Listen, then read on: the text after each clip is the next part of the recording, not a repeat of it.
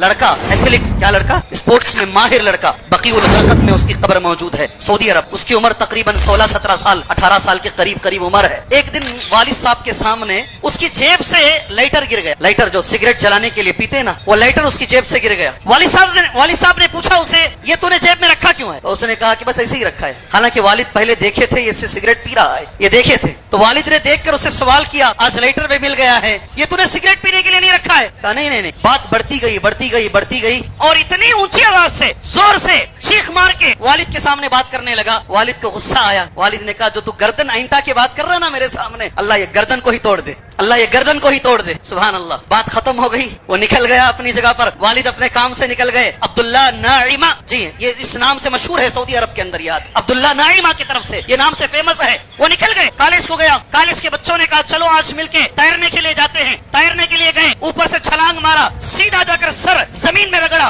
और गर्दन की हड्डियां टूटे हुए। वो खुद कहते हैं, मुझे महसूस हुआ एक गर्दन की हड्डी मेरी कैसे टूटी। कभी कभी माँ बाप के जबान से निकले हुए अल्फाज सही हो जाते हैं। जी वहीं पड़ा रहा वो, किसी ने अंदर छलांग लगाया, उसको लेकर आए। 4 साल तक बेहोश रहा, सिर्फ खिलाते रहे पिला। उसके बाद 30 पर 1 साल तक जिंदा रहा, सिर्फ सर हिलाने के काबिल था, हाथ पैर माजूर थे। मेरे भाई, वालिदैन अगर अपनी जबान से किसी मोड़ पर आकर, किसी मौके पर आकर अगर उनकी आह निकल गई, अगर जबान से आह निकल गई, कोई एक लफ्ज निकल गया, यकीन मानो मेरे भाइयों, तुम्हारी जिंदगियां बर्बाद हो जाएंगी, तुम्हारी जिंदगियां बर्बाद हो जाएंगी। डरो वालिदैन की आह लेने से, डरो माँ बाप की बद्दुआ लेने से।